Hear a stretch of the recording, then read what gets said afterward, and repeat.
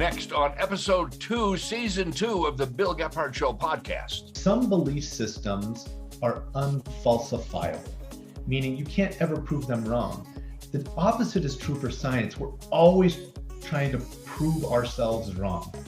And when we prove ourselves wrong, and it does happen, we change course. Dr. Skyler Johnson, one of the top oncologists and radiologists at the Huntsman Cancer Institute, an expert on the deadly toll of medical misinformation, and not just surrounding COVID-19, why some people are being driven to ignore medical science, even if it costs them their lives. Today's podcast brought to you in part by these fine sponsors of local journalism.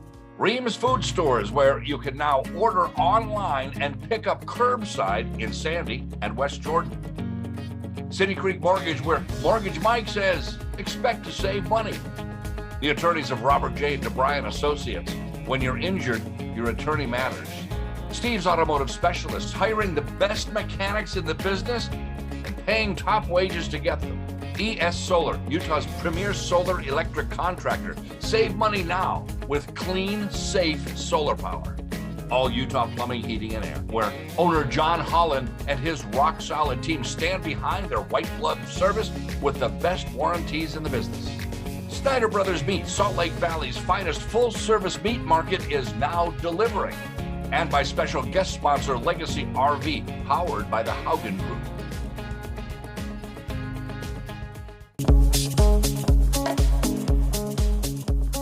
Did you know that about 1/3 of cancer treatment articles you find online contain misinformation? Now, that's according to a new study published in the Journal of the National Cancer Institute. That misinformation leads to harm or death in cancer patients who might have survived had they listened to their doctors, who actually research this stuff and use research to treat patients. Now, there's a lot of that information online now about COVID. So misinformation is dangerous. And I want to welcome now to the podcast Dr. Skyler Johnson. He's an oncologist, that's a cancer doctor. He's at Huntsman Cancer Institute. He's a researcher, and he's a teacher, an assistant professor up there. Dr. Johnson is an expert on misinformation. Since back in 2017, he was the lead author of a study on cancer treatment misinformation at Yale School of Medicine and Yale Cancer Center in Connecticut. Now he's at the Huntsman Cancer Institute. Welcome, Dr. Johnson. Thank you for having me. Excited to be here today. Well, what got you into all this research? You seem to be quite the expert on misinformation online, and we're just finding out about you now. Yeah, well, I would say that it really comes from a professional perspective where, unfortunately, in my field, where not only do I do research on cancer treatments and treatment decision making, but I also treat cancer patients. And unfortunately, there's been a number of patients who chose to do something that they had read about online or that they had heard about from a well-meaning family friend or associate, that led them down a path that ultimately ended their lives quicker than it should have. And I would say from a personal perspective, I also have a personal attachment to this area as well, because my wife was diagnosed with the cancer. She's doing fantastic now. I feel like I should always lead by saying she's doing well. Yes. But when she was initially diagnosed with cancer, I was in medical school. I had some medical training, but the first thing that we did together was go online to figure out more information about her cancer. And I was blown away by the amount of misinformation that was there online. And fortunately, I had some medical training, so I could sift between what was the garbage information and what was accurate and reliable information. But I really started to empathize with people who don't have that training and have a difficult time knowing what's accurate and what's inaccurate. Exactly. Now, you did your research after the days of Laetrile. Remember Laetrile? It was the pits of peaches or the pits of something. Yeah, the apricots. Apricot pits, that's what it was. And you're supposed to grind those up or eat them or whatever, and they would work. And there's bee pollen. Bee pollen is also a cure for cancer. I don't know which kinds of cancer, and on and on. But with regard to Laetrile, as a reporter, I actually did a story on a veterinarian who swore by this stuff in equine cancer, horses that had cancer. And I did the story not knowing that it really wasn't proven. But the point is There was a lot of information out there, and that is even before the internet. How do you battle this stuff, and how do I know what's right? Yeah, well, it's really a challenge to know what's reliable information and what's not particularly reliable, and it requires some trust in medical institutions and physicians who have trained for a long time. And I know that can be difficult for many people, myself included. I like to think that if I can hop on Google and do a little research, I can figure out everything on my own. But the reality is that we do need to rely on experts who understand the research and who can follow these things from point A to point B to point C, meaning they go through testing for safety, testing for effectiveness, testing that it's better than what we're currently using. And then they go to post-market surveillance, and we know that these therapies work, and we know that other therapies don't. So a lot of what we're seeing is not necessarily apricot seeds, but we'll see things about vitamin C, which have been disproven in the medical literature, but that continue to rear their kind of ugly heads in terms of people trying to use those therapies. So it requires some trust from patients to rely on experts. And how do I know who's an expert and who is not? And the reason I say that is because you have the same thing in front of your name that a physician in the Midwest who claims that the COVID vaccine causes people to be magnetic and spoons will stick to you. And she has doctor in front of her name the same way you have doctor in front of your name. And I have been arguing on Facebook, and I've quit sort of, with doctors locally who are actual physicians, and they deliver babies and they have admittance to hospitals, who say masks absolutely do no good whatsoever. They quit talking to me when I said, tell me what medical school locally you graduated from, because I'm sure they're very proud of you as an alumni. But the point I'm making is, it's hard for me to just know. It was hard for me back then to know that Laetrile really was not very well researched. Yeah, it's one of those situations where when I say that we rely on experts, we really rely not on individuals, but in terms of consensus agreements. You might find one scientist out of 100 who tells you that the Earth is flat. Well, you should not believe the 1 in 100. You should believe the 99 in 100 and the associations that tell you no, the Earth is not necessarily flat. And might seem like a silly example, but when it comes to cancer treatments, they're almost similar to those of us who are experts. I tell patients to basically rely on, not only the credentials of somebody who claims to be an expert, but you can know a lot about them, whether they're requesting money for their services or selling supplements through an internet, whether they use anecdotes for their claims, and whether they point to conspiracies or they make claims that are too good to be true. We are talking with Skyler Johnson. He's the world-renowned researcher, oncologist, and radiologist from Huntsman Cancer Institute. And when we come back, he's going to tell us how you can figure out if the medical information you're getting is actually the real deal. He'll be talking about a grading system that he calls CRAP score. You heard that right, C-R-A-P, CRAP score. What does that stand for? Plus, Utah businesses are putting out those help wanted signs in one of the most competitive job scenes ever. And coming up, our brand new segment, Bill's Job Board. We're actually helping hiring businesses connect with great candidates and for the right price employees. Our first featured business, Steve's Automotive Specialist, offering top wages, great benefits, and get this, weekends off. We'll learn about their growing family-owned business. And if you or someone you know is qualified, this is more than a great gig, it's a career. Plus, we'll hear from ES Solar, Utah's premier solar roofing company, says now is the time to save money. Today's podcast brought to you in part by these fine sponsors of local journalism. Reams Food Stores, where you can now order online and pick up curbside in Sandy and West Jordan. City Creek Mortgage, where Mortgage Mike says, expect to save money. The attorneys of Robert J. DeBryan Associates. When you're injured, your attorney matters. Steve's Automotive Specialists, hiring the best mechanics in the business and paying top wages to get them.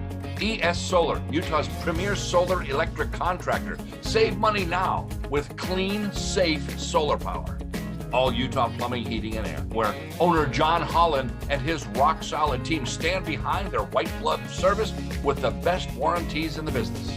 Snyder Brothers Meat, Salt Lake Valley's finest full-service meat market, is now delivering.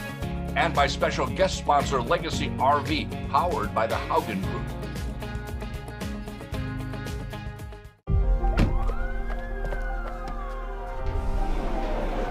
I think my husband's having a heart attack. We're going to need to transfer your husband to another location with available ICU beds. But you could just see him right here. All of our ICU beds are full. No, just see him. He needs help right now. Don't fall asleep, baby. Almost there. He's not breathing very well. You're gonna make it. He's gonna make it right. We're talking with Dr. Skyler Johnson. He's an oncologist, that's a cancer doctor. He's a physician researcher and an assistant professor up at Huntsman at the U. And he's talking to us about how you can identify the right from the wrong, the frauds from the real, the researched versus the unresearched, the dangerous versus the helpful cancer treatments. That is what he has been studying. And when it comes to how you can figure out what's good and what's not so good, he has developed a CRAP score, right, Dr. Johnson? What's that? Yeah, so this is just a scoring tool that I had made for some patients just on a whim that really caught a lot of interest of people, especially on social media. And it has actually ended up in some books for women who have breast cancer to help them identify what's accurate information and what's not online. And it's basically when you're online and you're on a website and you wonder, is this information accurate or is this information inaccurate? You can usually base that based on this CRAP score. So CRAP is just an acronym. Yes, CRAP is crap. Yeah, CRAP is crap. And it just tells you whether this information is crap or whether it's not. And the C stands for conspiracies or claims too good to be true. So that's where the C comes from. The R is requests for money. So they're selling something, supplements, books, something of that nature. Okay. A is that they use anecdotes to support their claims as opposed to real data. Anecdotes are just stories about one or two individuals, where in research, we typically use data where there's lots of research to support a claim. And then the P in the CRAP score is you look at the publisher. And generally, I encourage patients to look for publishers that are from .org situations or .edu situations. Those are reliable publishers. And you can look also at the credentials of the person making the claims. But that's always, as you pointed out a little bit earlier, is a little bit difficult because not all MDs support consensus guidelines.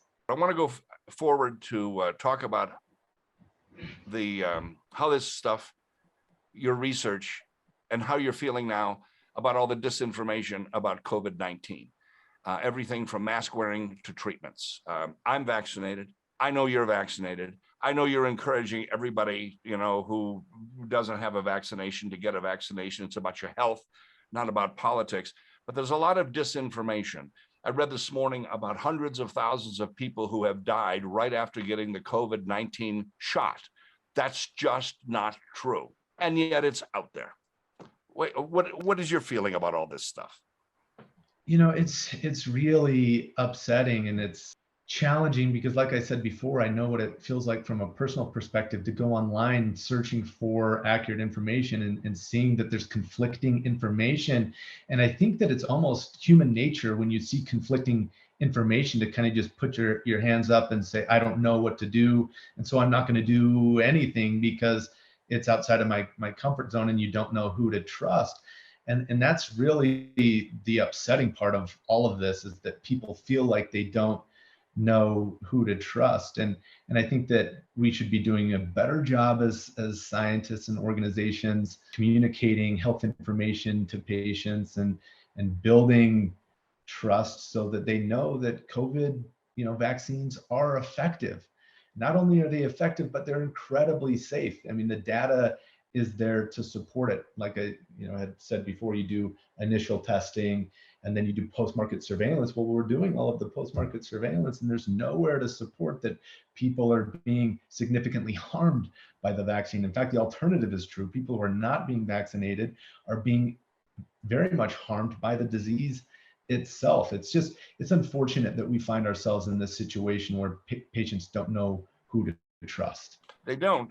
And you're going to find people who watch this thing, some may be critical, saying, how do we know to believe you? Because I did some research online and I found the opposite to be true, that the COVID vaccine is harmful. Google search to get an algorithm, a set of computer rules that gets you to the stuff that you want to read anyway, is not exactly research.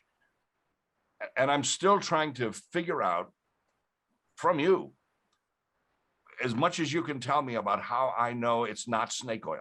That's part of the trusting in kind of consensus recommendations, right? Science is not, it's an ideology, right? It's a critical observational system where we observe what is believed to be true, and then we make judgments based on that information. And you go to the data and you look at the data, and you have to be an expert really to interpret the data well. You can't just go onto Google because, like you said, it's going to put you down a path where you're going to be faced with information that's either somewhat difficult to understand or it's going to be biased in some way. And I think the one thing that's been really beneficial for me, having been involved in science, is that the people that you encounter who are doing the research in the laboratory setting, who are doing the research with the patient, are incredibly authentic and genuine and caring people who want what's best for public health.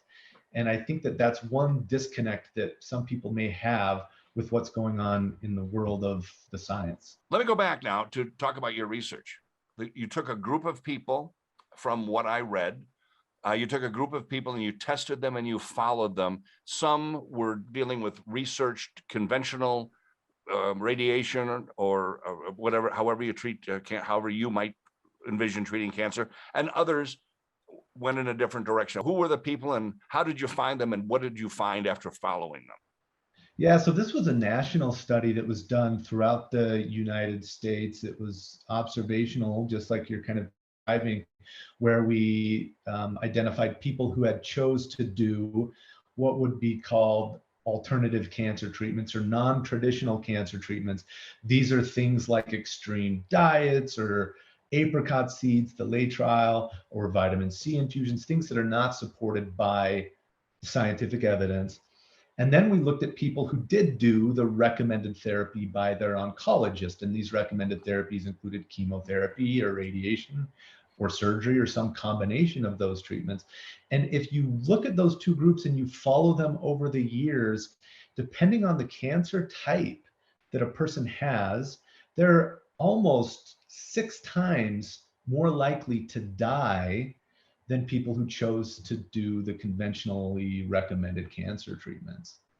So it was a pretty dramatic finding, and the first of its kind, that looked at people who chose to not follow consensus recommendations or doctors' recommendations and to do something that was not supported by the scientific evidence. Science, all right.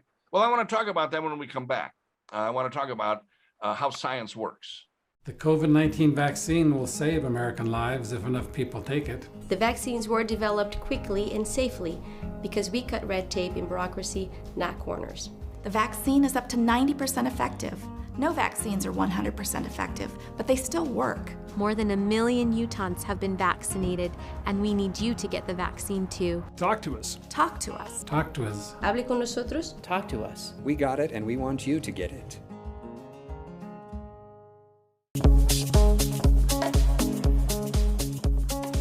On the podcast now, we're talking to Dr. Skyler Johnson. He is an oncologist and a physician researcher up at Huntsman Cancer Institute. And for many years, he has been involved in research concerning misinformation that gets out on the internet. Misinformation about cancer, where people treat themselves with things that are really not well researched. and welcome back again, Dr. Johnson. Thanks for having me. I want to talk about science. I want to talk about how science sometimes changes. I want to talk about how, as the jokes go, sometimes eggs are good for you, sometimes eggs are not good for you. Sometimes red wine is good for you, for your heart, and sometimes red wine, no, it's not so good for you because it contains alcohol. Sometimes Dr. Fauci would say, at the very beginning of this pandemic, I don't really think there's a need to wear a mask, and then later said, there is a reason to wear a mask to help to prevent spreading this germ. How does science work? How do you work? I know one more thing I'll say is I had prostate cancer, and full disclosure, I was treated with radiation by you. And that's been many months ago. And at this point, I continue to be cancer-free. Apparently, what you researched and what you did, and for me and for others, actually works. And yet it didn't hurt a bit. I mean, I didn't even know you were doing anything when this radiation was going on. And I was joking to some of the technicians, are you guys really doing anything? Or is this kind of like silliness and not real treatment? But it is. And so tell me about science a little bit. And this is the real challenge for people, especially in times of crisis like we're in now during the COVID pandemic, is people want certainty. They want 100% certainty.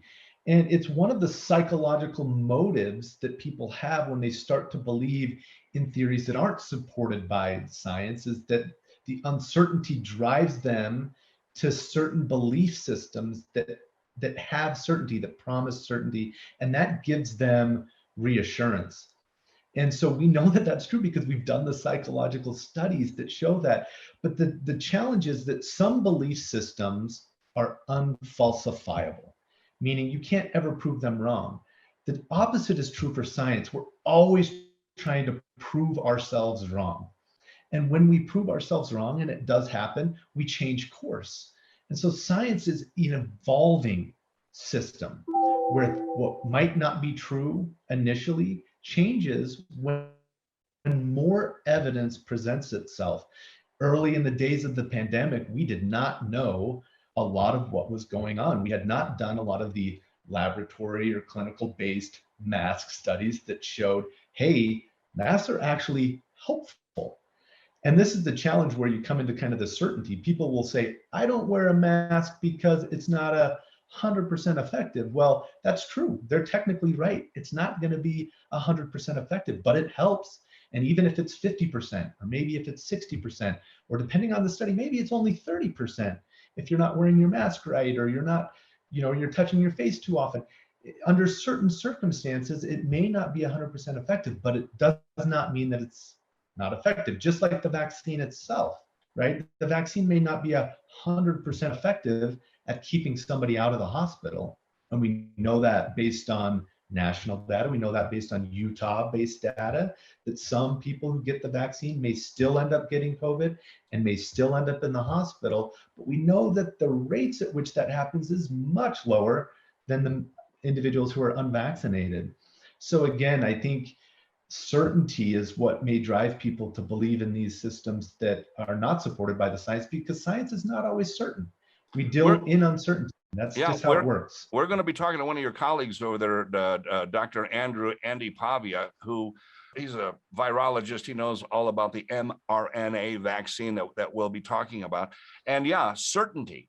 There was no certainty. When you treated me successfully, there was no certainty. And you promised me no particular cure. There were percentages and which you give people.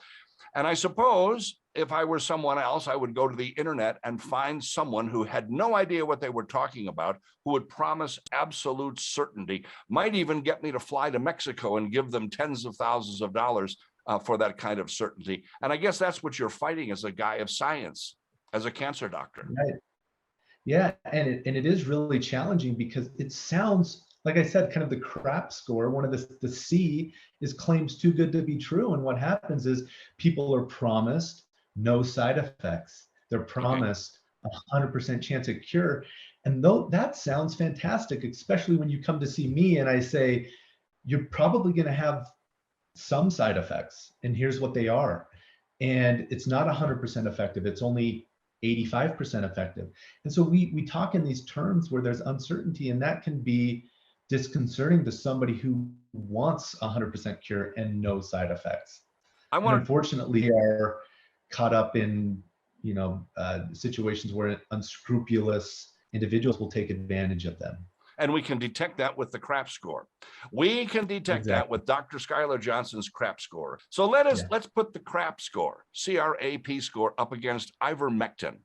Can we do that? Let's start with CRAP and let's just see how that works with ivermectin. That ivermectin is the effective dewormer for animals, for horses, for cows, and whatever. And people are using this and sometimes poisoning themselves by using this to try to cure this disease. It is effective in some mammals. It is being researched, I guess, in humans, but certainly not for COVID. So let's put ivermectin up against the CRAP score. Yeah, and I'll tell you, this is actually interesting because even before COVID was a thing, I had cancer patients who had heard that ivermectin could help cure their cancer. So this is a drug that kind of has a broad appeal for whatever reason in alternative medicine circles where people are trying to push non-traditional therapies. But basically the claims are typically, like you said, they're too good to be true. You will find people who are encouraging the use of ivermectin will charge you for a visit through their website. And so they'll charge you. That's request for money. That's the R in crap. Yeah, Anecdotal, the A in crap. What's anecdotal? I mean, it's a so dewormer. anecdotal is, yeah, is basically that there's, so-and-so used it and it worked fantastic for them. When we know that a lot of people, especially if they're young and healthy, will recover from COVID regardless of not whether they have anything, so there are some people who do well. And again, so there's no cause and effect. There would be no cause and effect. Exactly. What's the conspiracy claim? Well, and so there's often the conspiracy claim that physicians or the medical industrial complex is trying to hide that this is an effective treatment when there's really no strong evidence to support that. Especially considering the fact that if it worked, we would want to use it. So our hospital systems weren't overburdened. And so our people were healthy. It goes without saying. It's like saying, if my mom or dad had COVID and there was an effective treatment, would I hide that treatment from my parents? No possible way. Of course not. Yeah. Of course not. Yeah. Just use your head. So, Yeah. So, I mean, there's clear evidence that claim, in my opinion, is crap. Okay, that's the CRAP score. So that you can use that. You can use that to help to determine whether something is good or whether it's not. All right. Thank you so much, Dr. Skyler Johnson, for joining us here on the podcast. You have been real helpful in helping all of your research and all the things you've done. For whoever's watching this, I am positive they'll have a better outlook on how to figure out if something actually works or if it's just snake oil. Thanks for joining us. Hey, thanks for having me. I hope to do it again sometime. You will. A lot of fun. You will. Talk to you. Bye-bye. That was Dr. Skyler Johnson, one of Utah's leading cancer physicians, talking about the terrible toll of medical disinformation. Indeed, it takes millions of lives worldwide every year. Now, coming up on our next episode, we'll hear from another of Utah's top docs, world-renowned physician Dr. Andrew Pavia, chief of the Division of Pediatric Infectious Diseases at the University of Utah Health Hospitals and Clinics. He has been battling emerging infectious childhood diseases for decades. Now he is seeing firsthand the toll medical disinformation is taking on patients, their families, and our heroic frontline medical workers. Dr. Andrew Pavia, the next episode of the Bill Gephardt Show podcast. Coming up, Johnny Paycheck smiles in heaven as 4.3 million Americans in the month of August tell their bosses to take this job and shove it. We'll take a look at what's behind the Great Resignation and why August numbers only tell part of the story. Plus, what better time to roll out our brand new feature, Bill's Job Board, where respected Utah businesses connect with quality Utah candidates and for the right price. Our first local business, Steve's Automotive Specialists, family owned and growing, offering top industry pay, great benefits, including paid vacations and weekends off. But first, ES Solar, one of Utah's fastest growing businesses, says now is the time to make the move to solar energy and turn your home into a mini power plant. Yeah, a mini power plant. Here's my chat with ES Solar boss, Chad Stokes. Okay, let's welcome to the podcast Chad Stokes now. He is with ES Solar Company. They put solar panels on my home, and so my electricity bill has gone to what I have to pay for my hookup. Welcome, Chad. Thank you for welcoming me, Bill. Your new moniker, if you will, now is trying to turn homes into power plants. I think that's that's kind of what my home is. Tell us about that. We're referring to it nowadays as a virtual power plant, where families are literally able to go solar, have panels on their home, and be connected to a battery that essentially everything that the solar system produces, not only are they consuming, but then any excess, rather than exporting it to Rocky Mountain Power, they're able to store it in a battery. So they're self-consuming everything that their solar system is producing. It's incredible. And it really, truly is a virtual power plant for families now. Where do you see yourself in a year at ES Solar? I mean, I know I see on the news all the time, we're trying to get away from fossil fuels and more into renewable fuels. Last year, residents of Utah, there's about 5,000 families that went solar. We did about 1,700 of those. So we are definitely by far the largest solar electric contractor in the state. And as Rocky Mountain Power continues to offer new programs, net metering has changed. They have a Watt Smart program, but they're offering a rebate for batteries. And so with that new rebate, I could see us helping over 2,000 families this year and 25 to 3,000 next year. So more and more families really are excited about taking advantage of these great rebates through Rocky Mountain. I was worried about those rebates because rebates accounted for about 1/3 of the total cost, I think, roughly, of putting solar on my house. So there's a very big difference, Bill, between a credit and a rebate. So the federal government is giving 26% back for families that go solar, and the state is giving a credit or an incentive of $1,200. The rebate I'm referring to is through Rocky Mountain Power, and it's for putting a battery on your home, and it's anywhere from $2,800 up to $4,300, depending on the size of your battery. The rebates are still around, and credits. Those things are still credits around. And now, in addition to the credits, there is a rebate with Rocky Mountain Power as well, which is making solar more and more affordable. And a lot of families just don't understand that they can be paying in a fixed cost and protect against rate increases, power outages, things like that. But the fixed cost is not much more than they're paying on average to Rocky Mountain Power right now, renting their power versus now being able to own it and have this amazing virtual power plant in their home. I want to examine that whole battery concept more because the technology is getting better and better. We're out of time for today, but next time I want to talk to you about the battery technology, okay? Would love to do that. Thank you, Bill, for having me today. You betcha, Chad. Chad Stokes with ES Solar. Some wild statistics from the U.S. Department of Labor. According to a newly released report, a staggering 4.3 million American workers just quit their jobs in August. So long, farewell, auf Wiedersehen, goodbye.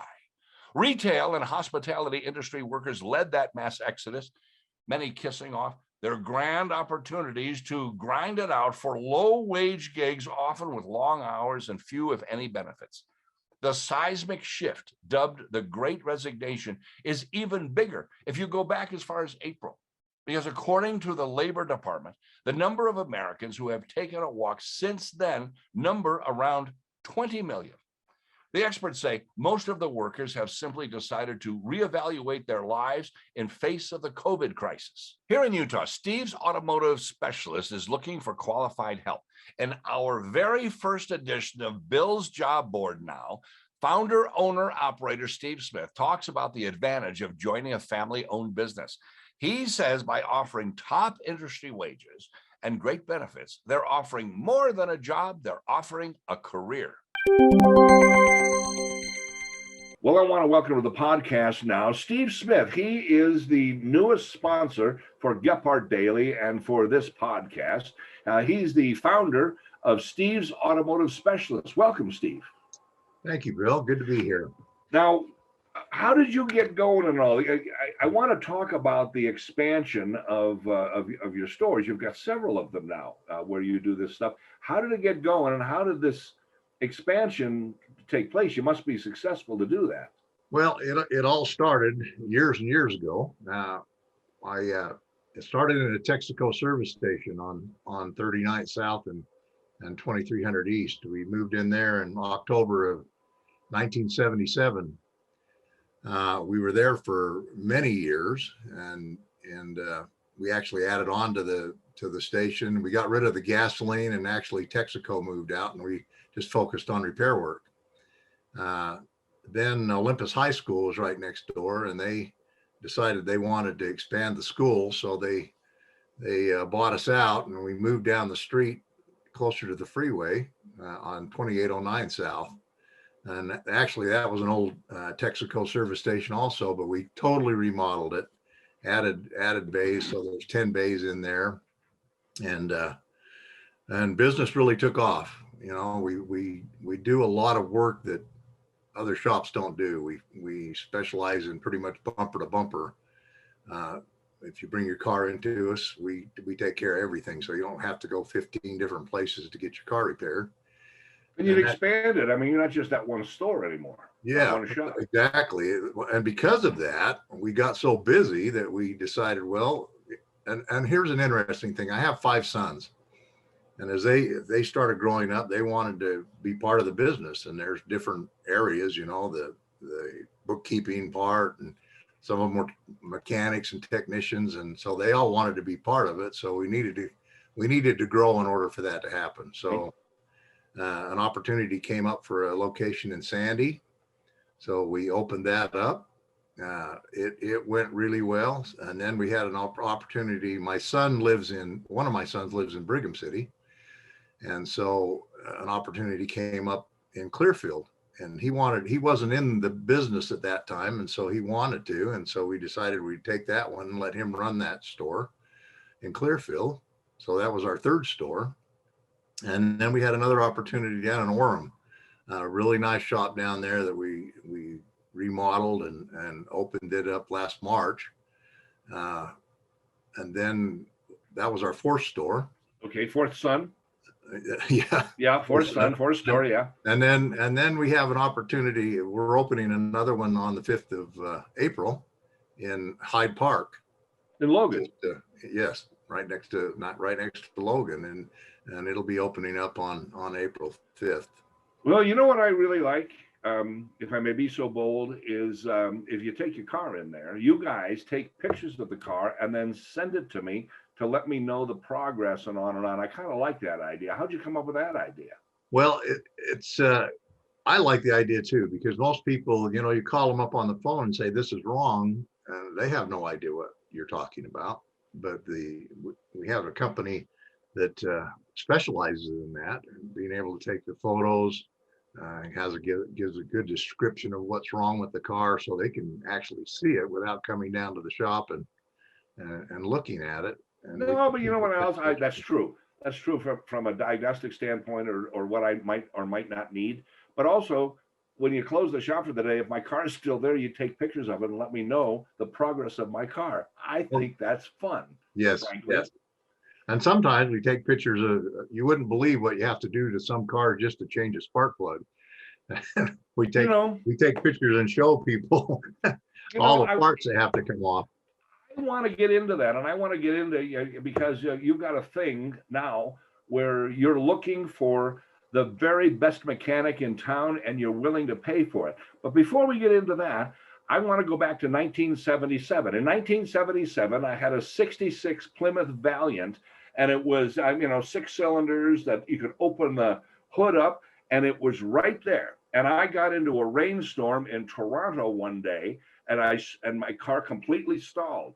And I said to my girlfriend at the time, do you have a little nail file? And I got out and I took that clip off and I just scraped the points a little bit, put it back on, and we were on our way. You can't do that anymore. These things are complicated. No, you can't. You know, back when we first started, I'd go to people's homes and get their car started all the time. And that was just a normal thing. We'd do a service call and start the car and figure it out right there. But yet, no, anymore, if the car's stalled, you have to tow it in because it takes massive amounts of equipment to diagnose it and find out what's wrong with the car. There's no more doing it on the side of the road. No, I used to think I was pretty smart about that. I don't consider myself a mechanical idiot, but I buy a car now. I literally don't raise the hood. There's nothing under there except maybe filling the windshield squirters. There's nothing under there that I can mess with. No, they're really not. I mean, it's totally just like I was saying, some cars you have to remove the engine to change the spark plugs.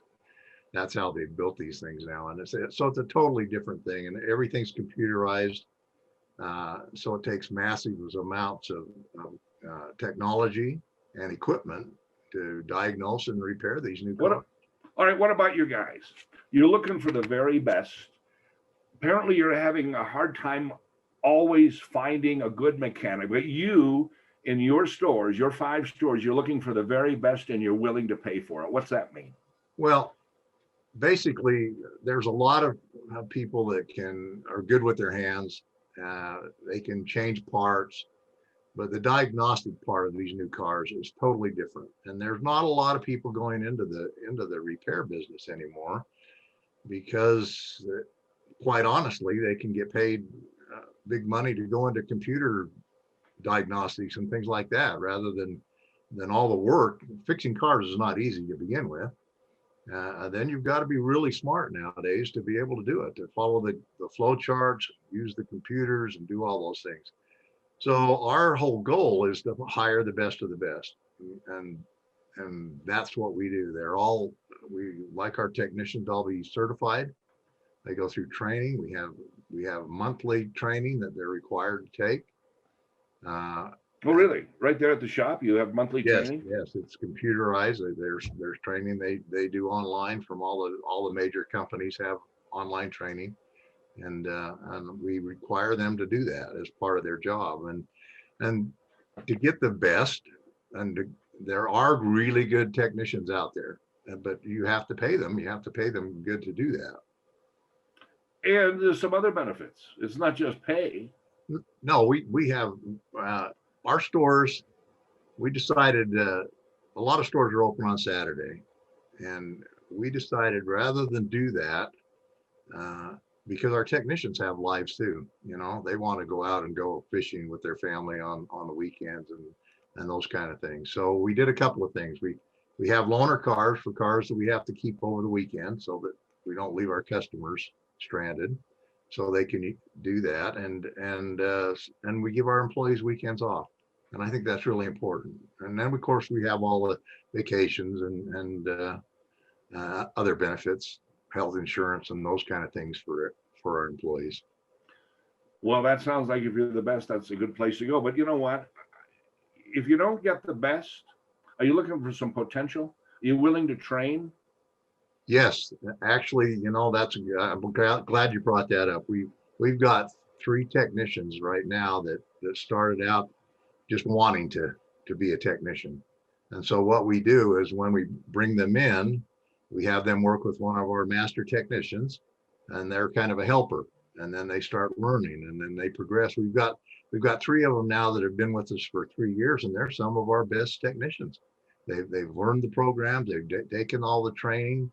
And they're doing great because they love fixing cars. You know, that's kind of a requirement. Some people, some of the technicians I've seen don't really like fixing cars. I'm not sure why they're in the business, but these younger guys that want to learn the business, they've been some of our best. So yes, we do that.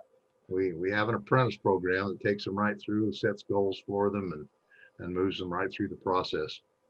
Well, it sounds like what sets you apart is you pride yourself in being a family business, that you're dedicated to the workers' success. Don't you have a motto that when you bring it to us, it's like working with family? Yes. We, as a matter of fact, you know, in our Mill Creek store, we've got 3rd generation customers coming in. They've been coming there. Their parents came there. Their grandparents came there. And that's the kind of business we don't operate on a one time. We want to see you one time, take all your money and see you later. That nothing what we want to build. We want to build a relationship business. We want to know our customers. We want to take care of their cars and have them last and be safe for them. You know, and it is a family business. It's not a. I don't have any complaints. You're a Gephardt approved company. I don't have any complaints. You're obviously not taking everybody's money. Right. You know, but along that line, if you're looking for the very best and you're willing to pay for it and you have all of the benefits, is there any worry? And listen, I'm personally a guy who would rather pay a little extra to get a little extra. But is there any worry that your prices are going to be higher than maybe some other shops? No, because basically what we do, we have a program where we go through. It's a national program that every repair job has a certain amount of time it takes, and so that's what we charge. It's a flat rate for any repair, and we use the same flat rate manuals that everybody else does. So no, and here's the kicker on that also. We've repaired a lot of cars from other shops that didn't have the qualified technicians, and where people have spent a lot of money on wrong parts, and then they still ended up bringing it to us to get it fixed right. Well, apparently, because you're expanding. Yeah. Now you got 5 sons. 5 sons. You're gonna have a 6th because you're gonna have a 6th shop somewhere if you keep expanding. Well, my sons want to keep going. They want to keep growing. And you know, I have a lot of grandsons too, Bill. So. Oh well, there you are. We can put them into the mix. So do I. All right, Steve Steve Smith of Steve's Automotive Specialist, been around from one shop in 1977, now 4, and about to be a 5th opening in Logan. Thanks for joining us, and I want to talk to you lots more about this stuff. Well, thanks, Bill. I appreciate that. All right. That is it for episode 2, season 2 of the Bill Gephardt Show podcast. And now for breaking local news 24/7, check out GephardtDaily.com.